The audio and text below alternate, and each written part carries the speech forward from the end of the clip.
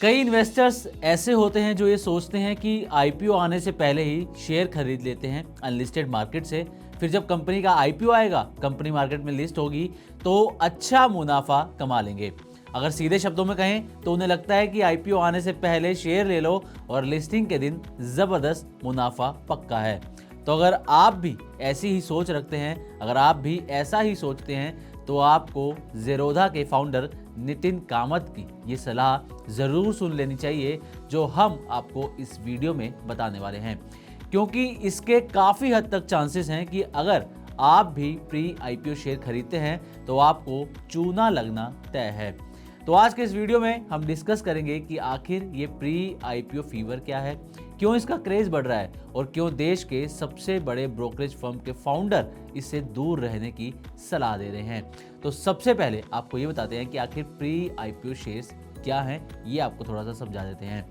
दरअसल कुछ कंपनियां अभी स्टॉक मार्केट में लिस्ट नहीं होती, पर उनके शेयर पहले से ही खरीदे और बेचे जाते हैं। इन्हें कहा जाता है अनलिस्टेड शेयर्स। जब कंपनी अपना आईपीओ लाने वाली होती है तो लोग इन शेयरों को पहले ही खरीद लेते हैं और यही कहलाता है प्री आईपीओ इन्वेस्टमेंट। लोगों को लगता है कि आईपीओ के दिन शेयर की कीमत तेजी से बढ़ेगी और उन्हें भारी मुनाफा मिल जाएगा, लेकिन यही सोच आजकल लाखों लोग अपना रहे हैं और इसी वजह से अनलिस्टेड मार्केट अचानक से बहुत तेजी से बढ़ने भी लगी है।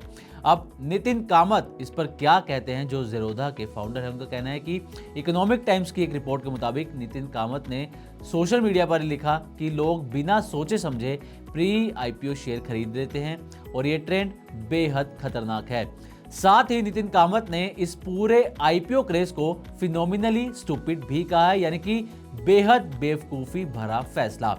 उन्होंने 5 बड़ी समस्याएं बताई हैं जिन्हें जानना आपके लिए बेहद ज़रूरी है।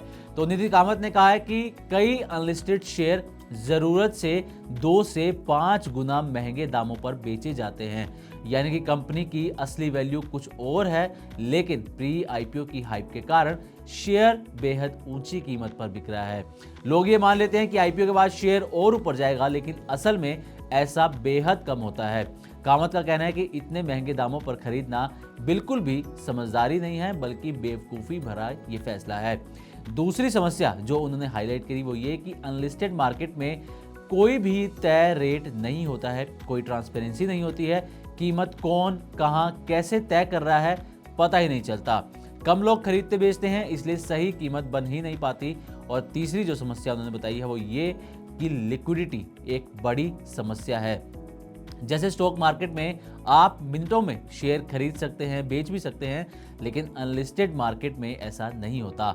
आप शेयर खरीद तो लेते हैं, लेकिन जब आप बेचना चाहें तो खरीदार ही नहीं मिलता। इसका मतलब है कि पैसे बिल्कुल फंस जाते हैं। चौथी समस्या जो उन्होंने हाईलाइट करी है वो ये कि अनलिस्टेड शेयर बेचने वाले कई प्लेटफॉर्म्स सेबी की तरफ से पूरी तरह रेगुलेटेड नहीं होते। उनके नियम अलग अलग हैं और धोखाधड़ी का जोखिम भी ज्यादा रहता है।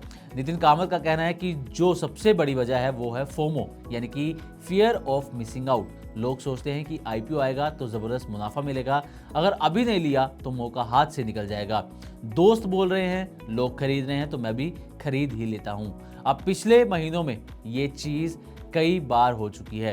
इकोनॉमिक टाइम्स की रिपोर्ट के मुताबिक हाल के कई आईपीओज में जिन कंपनियों के प्री आईपीओ शेयर तेजी से बिके थे, उन कंपनियों की लिस्टिंग उतनी मजबूत नहीं रही।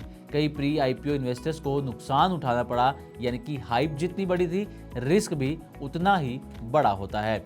अब ये जो प्री आईपीओ शेयर्स हैं, इसकी हाइप क्यों है, इसका फीवर क्यों है, इसका क्रेज क्यों बढ़ रहा है? तो दरअसल सोशल मीडिया मार्केटिंग ये इसका पहला रीज़न है। साथ ही तेज़ी से पैसा कमाने का जो लोग सपना देखते हैं कि तेज़ी से मार्केट से पैसा कमा लेंगे, उसकी वजह से ये हाइप जो है वो बढ़ती जा रही है। इसके अलावा कुछ लोग 2-4 अच्छे एग्जाम्पल देकर हाइप बना देते हैं। प्लेटफॉर्म्स लालच बढ़ाते हैं कि आईपीओ से पहले लेना है, वरना मौका हाथ से निकल जाएगा। लेकिन असल में मजबूत कंपनियों का आईपीओ भी कभी कभी खराब लिस्ट होता है और कमज़ोर कंपनियों के प्री आईपीओ प्लान में तो जोखिम कई गुना ज़्यादा होता है। तो कुल मिलाकर ज़ेरोधा के फाउंडर नितिन कामत की चेतावनी का मतलब बिल्कुल साफ है कि बिना दिमाग लगाए तेज़ी में हिस्सा लेना आगे जाकर भारी नुकसान दे सकता है। तो समझदारी यही है कि हाइप से दूर रहें, खुद से रिसर्च करें, चीज़ों को समझें और वहीं निवेश करें जहां रूल्स एंड रेगुलेशंस हो, सेफ्टी और लिक्विडिटी की भी पूरी व्यवस्था हो। तो आपको भी इसी तरीके से काम करना चाहिए जब आप किसी कंपनी में पैसा लगाते हैं। तो उम्मीद करते हैं कि हमारी तरफ से दी गई जानकारी आपको अच्छी लगी होगी।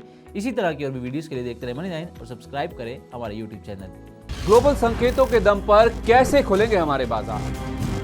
क्या कह रही हैं खबरें और ब्रोकरेज रिपोर्ट्स? किन शेयरों में बनेगा पैसा? बाजार खुलने के बाद क्या खरीदें? किन शेयरों को करें पोर्टफोलियो से बाहर? कैसा रहा बाजार का दिन भर का कारोबार? कैसे तैयार करें कल के बाजार की स्ट्रैटेजी? इन सब सवालों के जवाब जानिए मेरे साथ ओपनिंग बज और क्लोजिंग बज में इन वक्त पर सिर्फ Money9।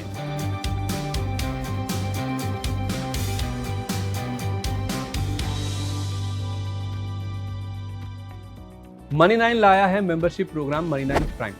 अब आपके दिमाग में कई सारे सवाल होंगे, मसलन आखिर क्या है ये Money9 प्राइम, आपके लिए यानी दर्शकों के लिए इसके क्या फायदे हैं, और एक बड़ा सवाल ये कि Money9 प्राइम से आखिर जुड़ना कैसे है। तो इसकी पूरी जानकारी हम आपको देने जा रहे हैं। Money9 प्राइम में 3 प्लान होंगे, इकोनॉमी, स्टैंडर्ड और VIP। तो फटाफट ज्वाइन कीजिए YouTube पर Money9 प्राइम। ज्वाइन करने के लिए Money9 के YouTube पेज पर जाइए, होम पेज पर मिलेगा ज्वाइन बटन, इसे क्लिक करें, अपनी पसंद का प्लान चुनें और बस हो गया, अब आप रहेंगे सबसे आगे।